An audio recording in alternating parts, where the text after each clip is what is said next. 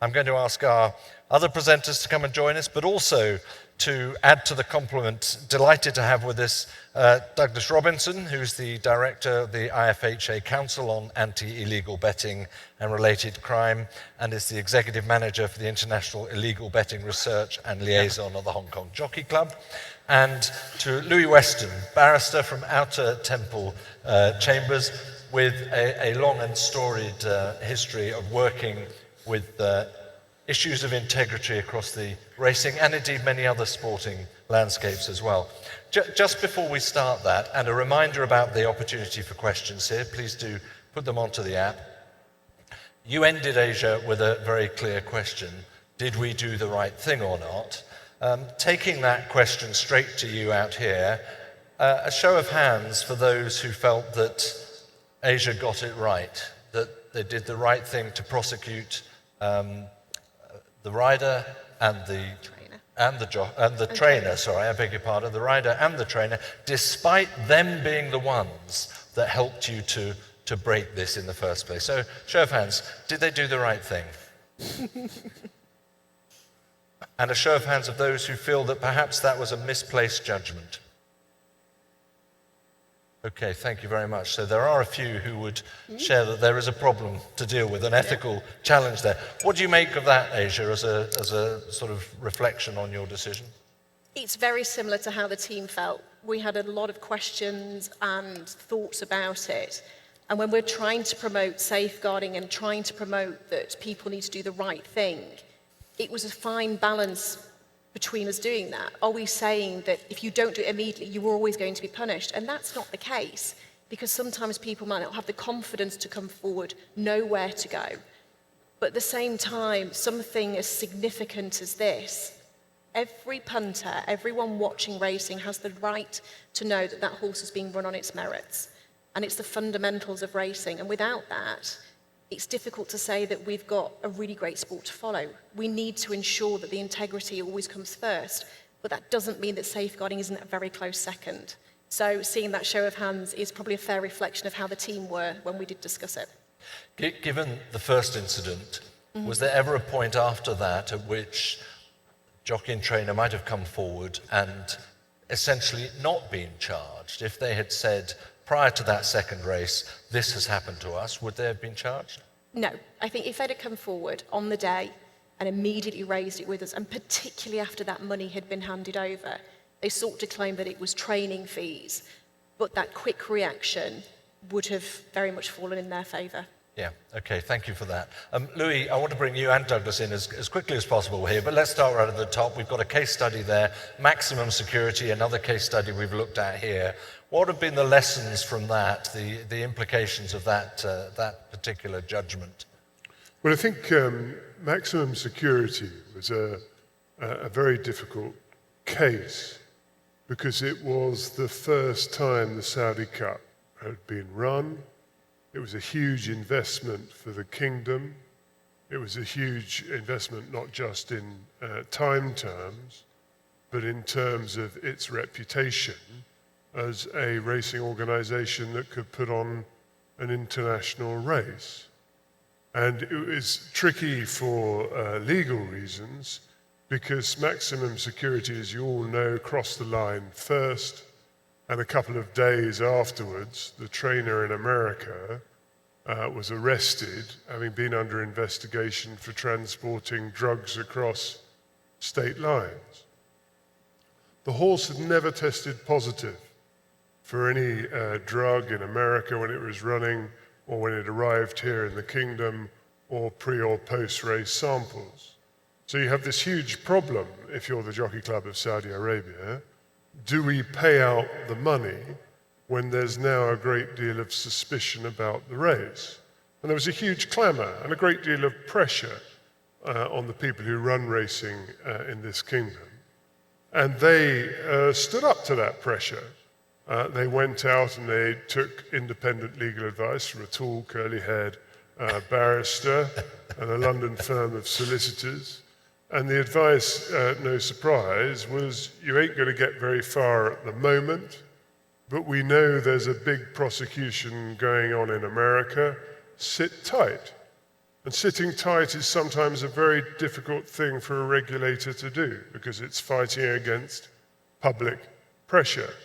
But it had the advantage that by waiting through COVID, through the grinding of the American legal system, eventually out came the evidence that was put onto the public docket in America that the lawyers could then download, look at, and present to the tribunal here, which was set up under its rules to be a fair and international tribunal, giving Mr. Service and his lawyers the chance to come, which they didn't take.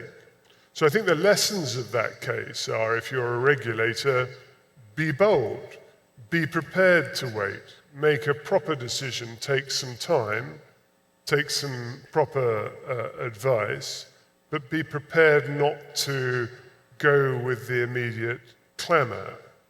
And secondly, I'd say that you need to learn from that case that there are other ways in which to prove doping violations, there are other ways always to prove corruption, and the best ways are to use the powers that the state has. In America, they had tapped the phones of Service, which the Jockey Club here can't do, the Irish Horse Racing Board can't do, the BHA can't do, and to collaborate with police forces to bring your cases. So the learning, I think, from that case is work together and borrow as best you can and piggyback on American law enforcement or some other group if you can.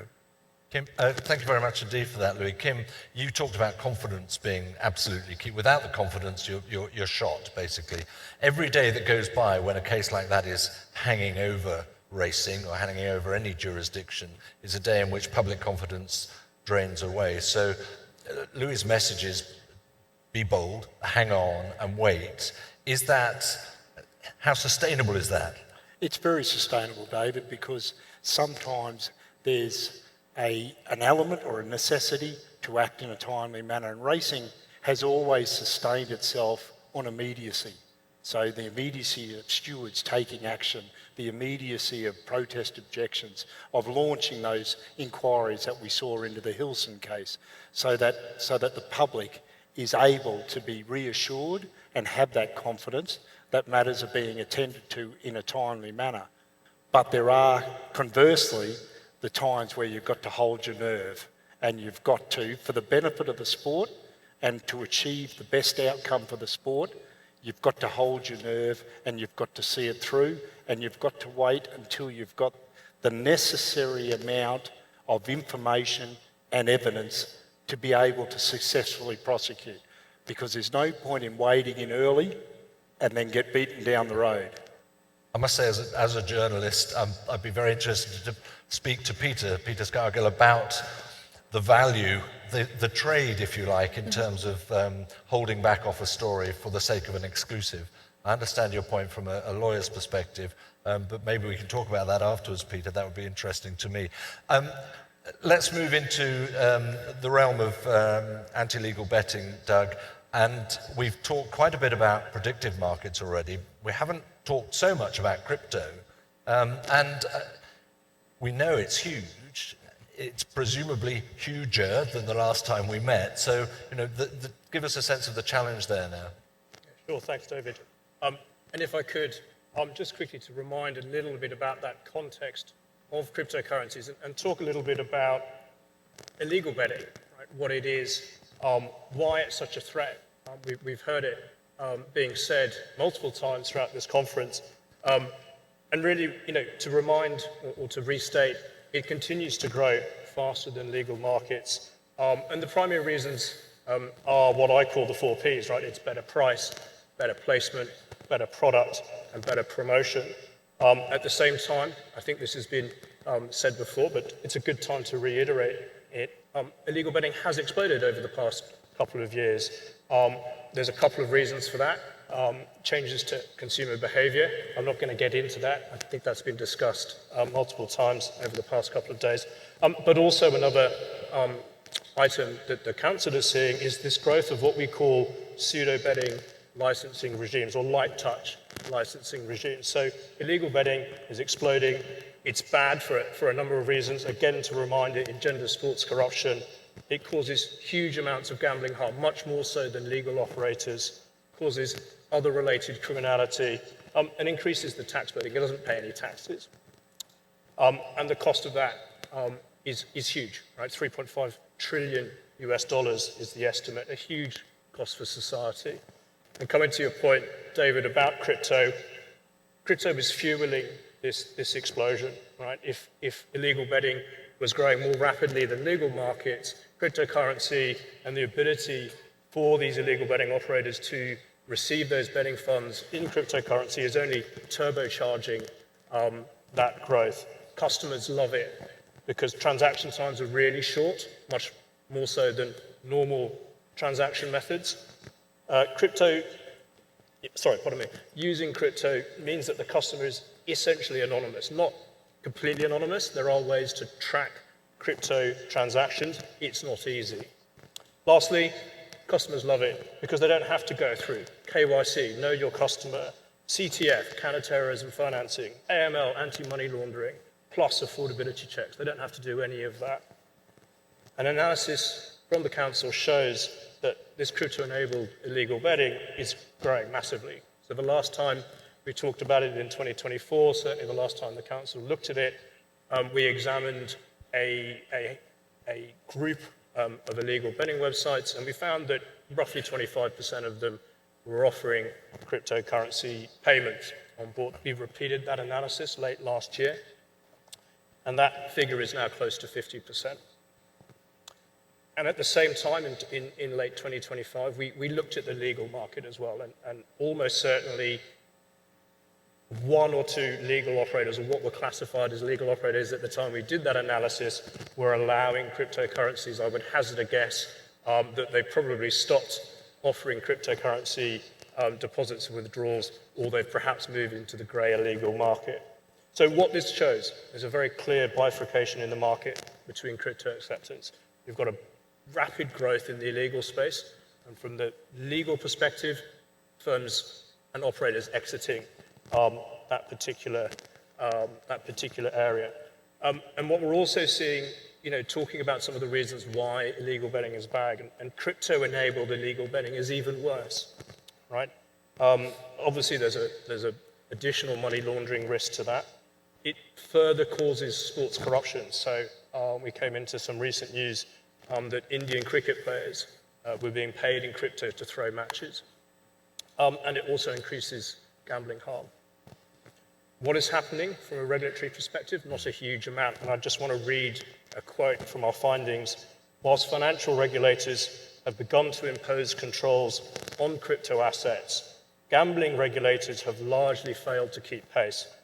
The result is a growing parallel market for online betting that operates outside of national regulatory frameworks, undermining efforts to prevent gambling harm and financial crime.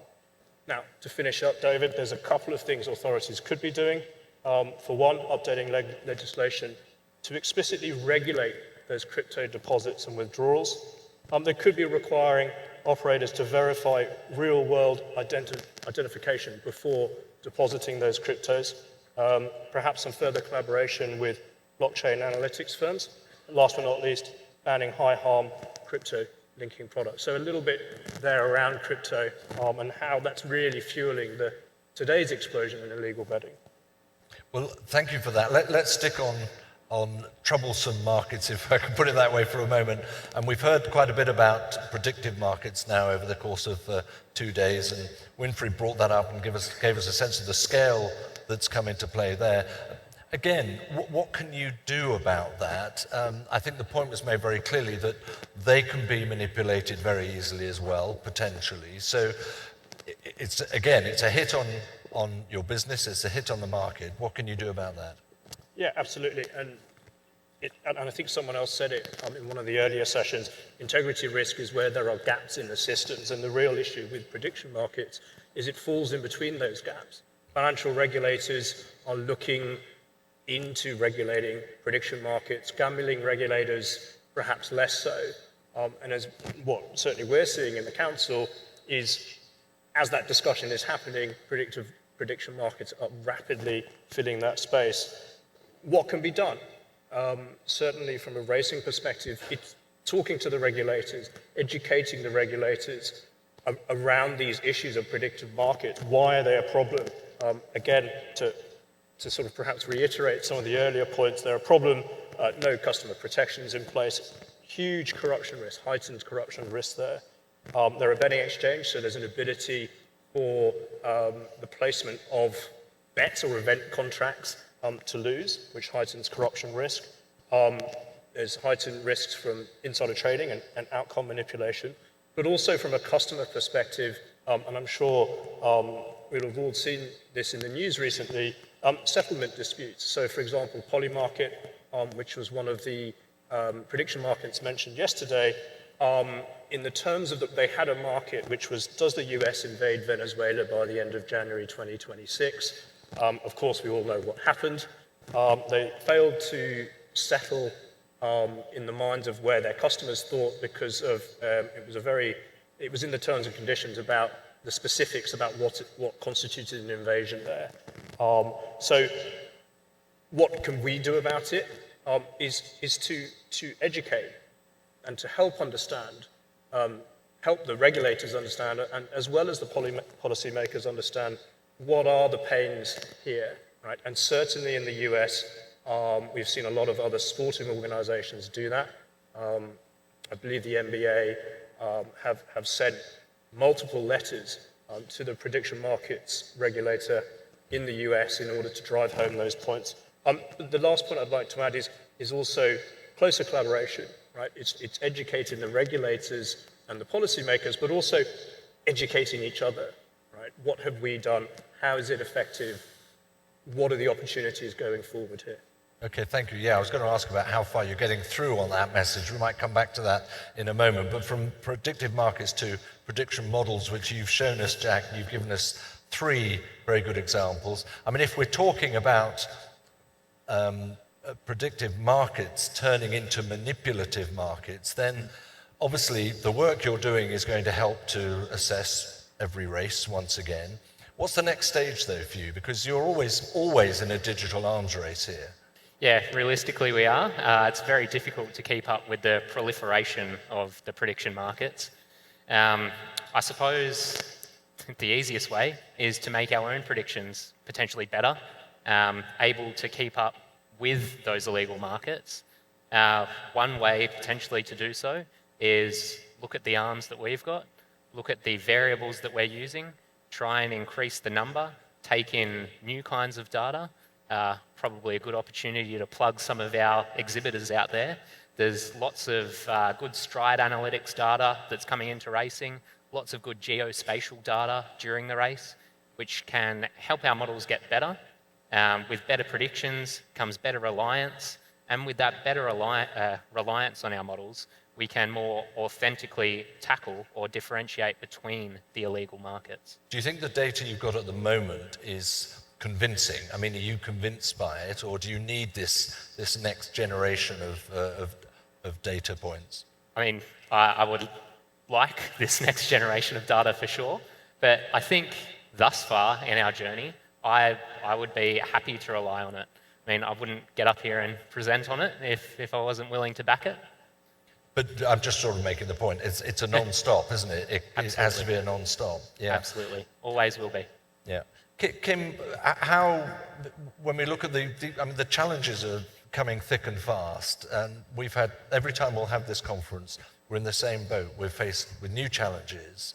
I mentioned at the start that issue about public confidence. Where do you see the level of public confidence at the moment? What would you, if you could give it a mark out of 10, are you very robust? Do you feel very confident about racing at the moment? Or is the reputation from over the last even, say, 10 to 20 years still haunting you? Oh, I think racing's in a very good space. I think, David, if you look at the people like Jack, the new generation that are coming through, if I like to call them that, compared to myself, then racing is very well positioned for the future. It's trying to be ahead of the game, trying to and make it attractive, and trying to ensure that the people out there have nothing but the supreme confidence in the integrity of the product. If you look at the type of large data analysis that Jack is talking about, and the provision of that data to stewards before race days, or before races, I should say, that does nothing but enhance the confidence of people in racing, because stewards are armed well in advance of a race being undertaken as to what the trends, what the patterns are showing, both on the legal markets and the illegal markets. Now that involves the processing of large data in real time, but it has greatly aided stewards in being able to monitor the sport effectively. If they can do that effectively, then that automatically engenders confidence in the sport. Now, the sport always takes a body hit every now and again. Every sport does. It doesn't matter whether it's rugby, racing, whatever it is. Something happens that undermines the integrity of the product or undermines confidence in the product.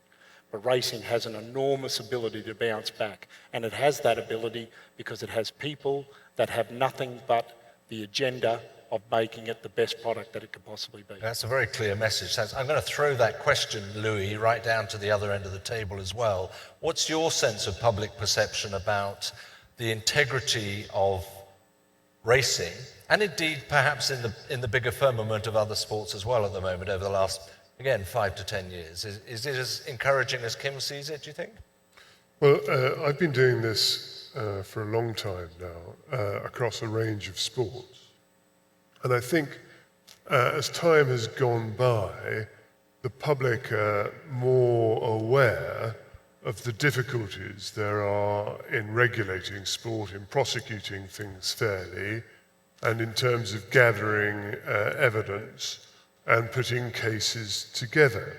So I think the public is better informed. I also think the public have developed a much bigger understanding of how widespread corruption is. They've seen massive corruption scandals in cycling, athletics, cricket, football, at national and at international level, in doping and in match fixing and match manipulations. And I think the public now realise that any sport that says we don't have a problem is in denial. It's the sports that come out and say we're doing something, we're fighting it, and we're bringing cases that demonstrate that they are tackling corruption where it happens. So you look to the Irish case where they took on Luke Comer, who is a big sponsor of Irish racing here, the Saudi Cup, the BHA taking on jockeys regularly. And in Australia, the case that Kim was talking about, the German and Foy case, the public, I think, realise that there are in every society, sometimes near the top, sometimes near the bottom, bad apples. And that sports which tackle that are dealing with a problem that exists. And what about collaboration with law enforcement? And how advanced is that, and how valuable is that in terms of a sense of public confidence?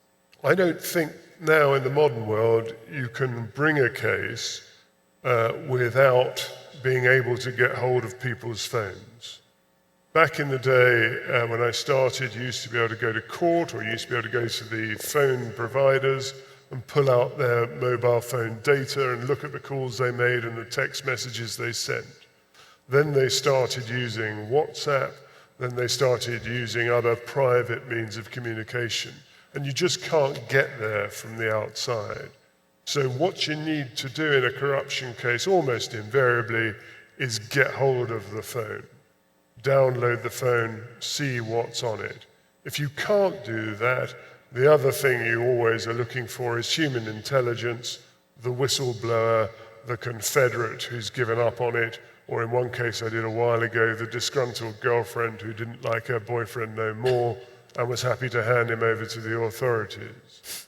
The difficulty with that is that the baddies in sport aren't always in the sport. They're the unregulated. They're the guys and the girls who hang around the changing rooms and offer themselves up or offer themselves a little prize. And sport, because it's essentially a quasi-contractual relationship with the people it regulates, can't grab those people's phones. It can't tap, as I said before, the phones of people making calls. And so what sport needs to do is to speak to the law enforcement people, to be friendly with them, to be on terms with them, and to use their product. So in some of the sports I regulate, I'll be quick on it, instead of bringing their own investigations, what they do is they receive a report of a betting concern or a problem in that sport.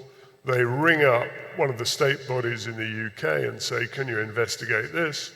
The state body goes off and investigates it. The state body goes, oh, this is too expensive, this is too complicated, but by the way, we've got this data, have it, and then you can build your case that way. So building up relationships with law enforcement, very important. It's what the UN's trying to do. It's the best way forward. Thank you for that. Building up relationships, AJ, in a way, that's the heart of safeguarding. How much of a challenge, though, still is that? I mean, we're talking about an enlightened industry now, that racing is ahead of the game, in fact. But building up that understanding of safeguarding as something that, A, everyone should be educated in, and B, should want to implement. I mean, how have you found that? Has it been easy? What are the obstacles? I think when we first started, there was some slight hesitation, but a lot of it was around not understanding what we were trying to do. So you've heard all of us talk today about education. That's the key point, whether we're talking about betting, regulation, integrity, or safeguarding. So the three things that we learned from it were communication, relationships, and confidence. So communicating our message to all of our participants, explaining very clearly what it is that we are trying to do, getting our staff out into the yards, out onto race day fixtures, so they become a known person to them. We try and keep our communication as simple as possible, so using things like WhatsApp. So if they've spotted something going on that they're not comfortable with, or they've had one of their friends say, this has happened to me, they've got a number that they can quickly text and say, I think we need a bit of help. And they've got a friendly face that they can turn to. And then instilling in the confidence means that we go away and do something about it. We don't just pay lip service to it.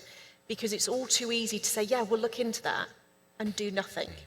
If we don't go back to those participants, say, this is what I've done, this is what we are now going to do, you are going to hear from this person next, and then they can follow that mapped out process, they then walk away with confidence. We might end up not doing anything about it, but they've walked away with a good experience. Because at the end of the day, without our participants, i.e. our work staff, and most importantly the horses, that human welfare and that equine welfare, we don't have a sport. We have to remain commercially viable, otherwise we haven't got a product to sell to anybody. What does that sort of channel of communication look like at the moment then? I mean, is it a non-stop flurry of WhatsApps and coming into you No. with concerns and, vulnerabilities, or was it once in a blue moon? It's not once in a blue moon, but sometimes what it's doing is it's building up a bigger picture. I talked about our intelligence system that we use at the BHA, and it might be I was a little bit concerned about this, or I didn't like this. Everything is logged. Every communication that we have is logged. And then this system creates a picture to us, so we can pull it up, and it almost looks like a spider diagram, and we can see how everybody is connected. So the challenge will always be there, but we have to keep the message going. We have to keep that momentum up. If we back off and go quiet, people suddenly think, where are you? What are you doing? And as we know with many sports, we've seen scandals take place. It's horrendous to have to deal with it, but if we can get on the front foot of that, demonstrating that we've got a very robust framework in place, people have got confidence that we can deal with it. You can't guarantee that we're always going to have no issues. It would be wrong of us to say that, but if you know that we will deal with it properly, robustly, and remove those people from the sport, that's the right thing to do.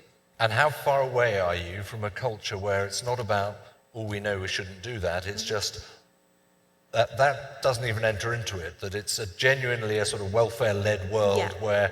which is a perfect world, I guess, but are you moving in that direction? Well, I think you've got the regulatory framework, and then you've got the welfare framework. The two are intrinsically linked. People need to remember that if you do something wrong, we will react. So the two come hand in hand, but it's about driving that message forward. We are never going to, as I said, end up in a world where we don't have any problems, but to keep that momentum going is so important. And particularly all the talks that we've had yesterday were about being commercially viable. We need to stay relevant. And safeguarding is spoken about so much, but it's not just about speaking, it's about showing those actions.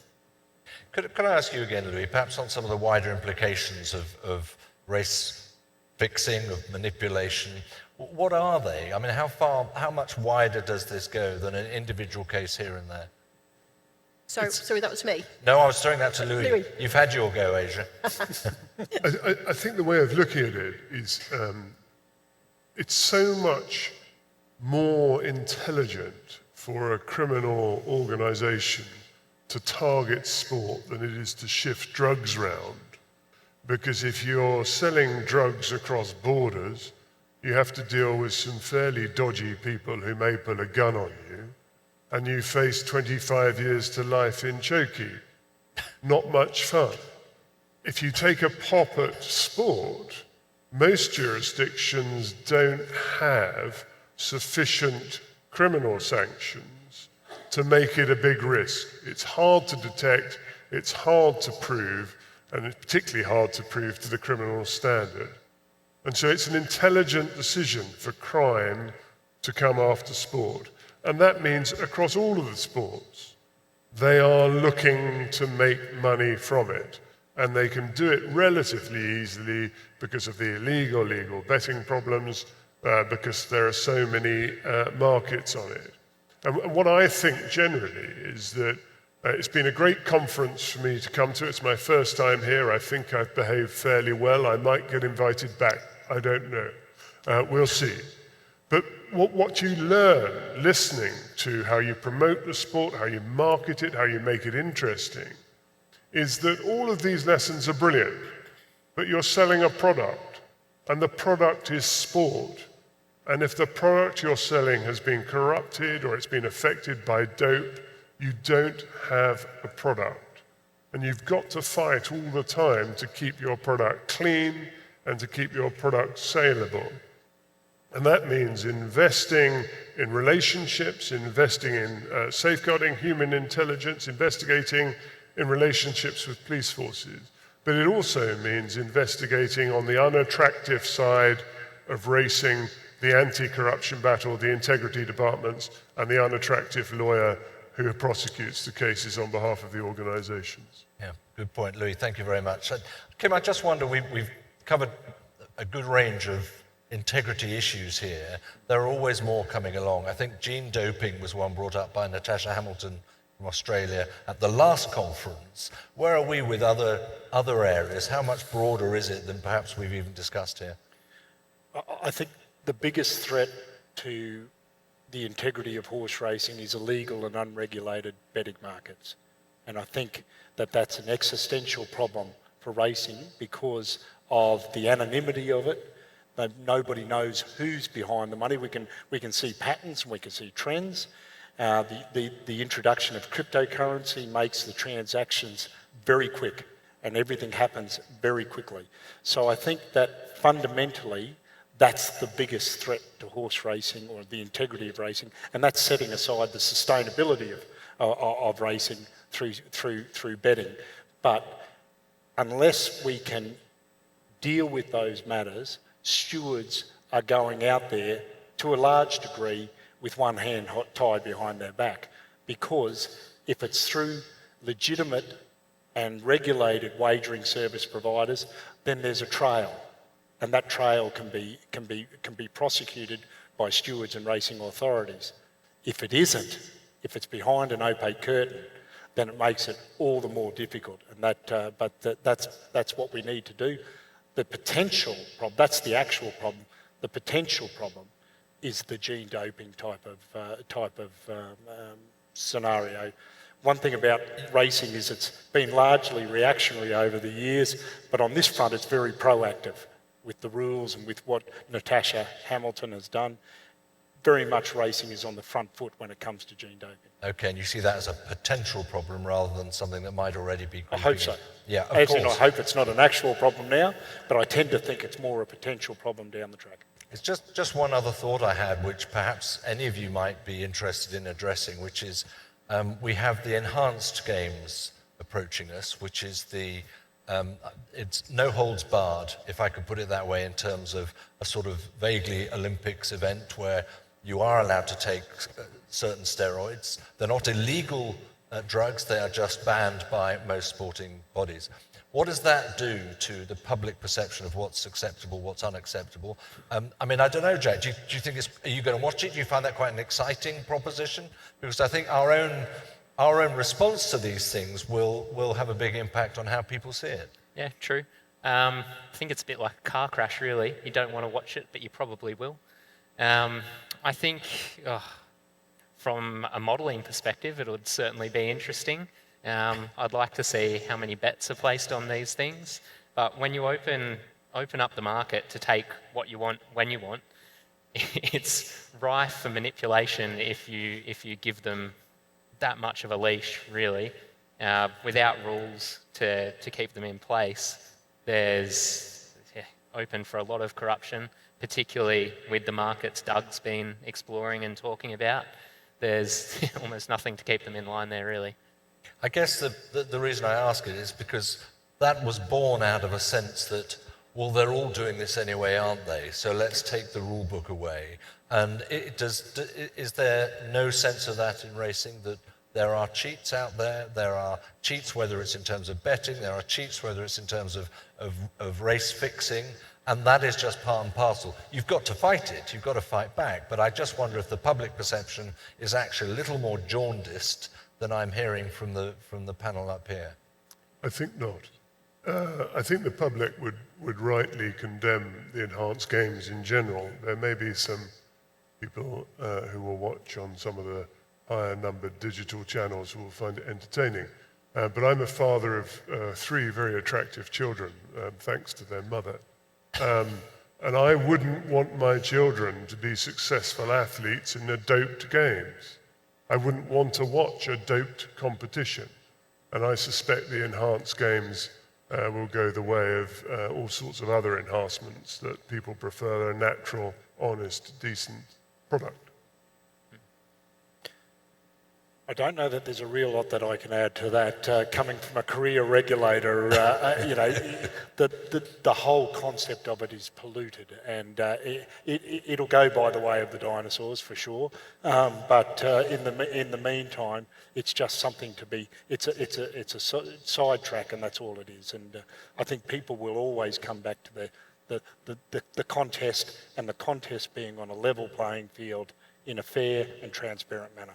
And it's important to say that horse racing and equestrianism is not part of the programme, which matters. Look, we've come to the end of our session here. Thank you very much indeed. We've covered a lot of ground.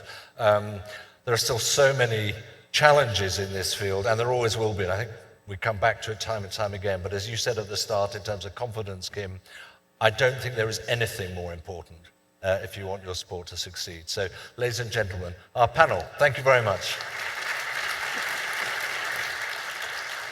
Thanks a lot. Thank you.